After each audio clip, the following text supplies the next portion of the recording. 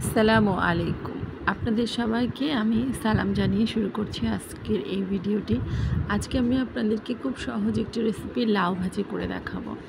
গ্রামের সহজ সুস্বাদু লাউ ভাজি বানানোর একটি সহজ টেকনিক দেখাবো। প্রথমে আমি একটি লাউ নিয়েছি আর সেই লাউটিকে খুব সুন্দর করে কুচি কুচি করে কেটে নিচ্ছি। লাউগুলো একদম চিকন চিকন করে কেটে নেওয়ার কারণে লাউ ভাজিটা কিন্তু খেতে অনেক মজা লাগে। আর আমি লাউ ভাজিটা কেটে নিচ্ছি। এরপরে আমি লাউ ভাজিটি কড়াইয়ে তুলে দিব। আমি লাউ ভাজিটি তুলে নেওয়ার স্ন্যাপটি নিতে পারিনি। এখন কড়াইয়ে আমি লাউ ভাজিটি তুলে দিয়েছি। এর মধ্যে অল্প একটু লবণ আর একটু হলুদ দিয়ে লাউ ভাজিটি দিয়েছি এবং এখন আমি এটাকে একটু নাড়াচাড়া করে হলুদ এবং লবণটা সুন্দর করে মিশিয়ে দিচ্ছি।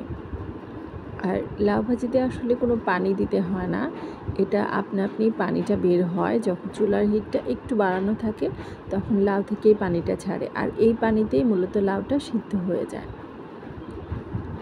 আমার লাউটা কিন্তু পানি ছেড়ে দিয়েছে আর এখন আমি এটাকে আর ঢাকবো না। এই যে আমার ভাজিটা মোটামুটি হয়ে গেছে।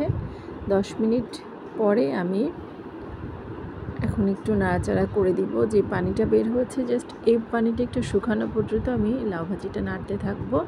লাউ ভাজির রং সবুজ রেখে খুব সুন্দর সুস্বাদু উপায়ে লাউ ভাজিটা আমি করে নিলাম। আপনাদের যদি আমার ভিডিওটি ভালো লাগে প্লিজ আপনারা বাসায় ট্রাই করে খাবেন এবং আমাকে জানাবেন কেমন হয়েছে। আমার ভাজি কিন্তু অলমোস্ট হয়ে গেছে, একটু পানি আছে, যে পানিটা একটু জোরে জাল করলেই শুকিয়ে যাবে। এই যে আমার ভাজিটা কিন্তু হয়ে গেছে। ভাজিটার রং কিন্তু একদম সবুজ রয়েছে এবং সম্পূর্ণভাবে খুব সুন্দরভাবে সিদ্ধ হয়েছে।